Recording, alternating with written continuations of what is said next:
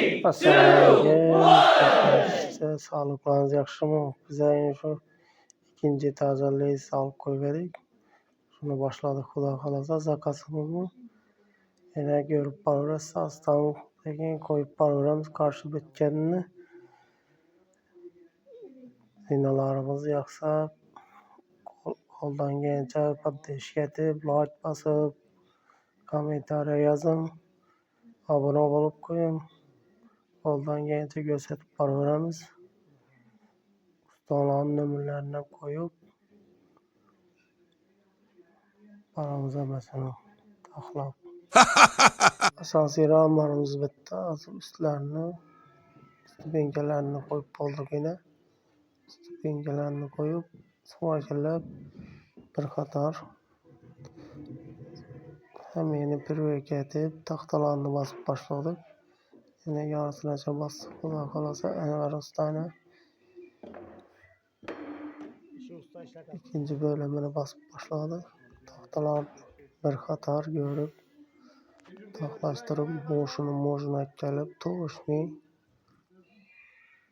aytib chiqarib borayotir. Kimga shunday xizmatlarimiz kerak bo'lsa, murojaat etaversa, telefon nomerlarini ham qo'yib boramiz. Shu ko'nglingizni yetib chiqarib berishga harakat etamiz, xudo xolasa sifatli etib. Yana yuqorimiz zal, bir ulu zalga chiqadi. Stupenka yana risozat turibmiz. Xudo xolasa shuni ko'ngilli etib, uyning egasini ko'ngilli etib, tuzatib, zo'r etib beramiz, xudo xolasa. Perillalarni qo'yib, bitganlarini qo'yib boramiz hozir, xudo xolasa. Izini qo'ldan kelgancha montaj etib, qo'ldan kelgancha podpishka etinglar, zo'rlar. Kanalimiz bir rivoj uchun, shu ishlarimizni bir rivoji uchun podpishka eting. Sizlardan shuni so'rab qolamiz. Sizlardan hech narsa ketmaydi. Like bosib, kommentariya bir omad deb kelsangiz, sizlardan xursand bo'lamiz. Yana bitgan holati rakovina qo'ydik yana. Yana perillalarni ham qo'yib, qo'l tutarlarni ham bir qatorlar qurildi polini.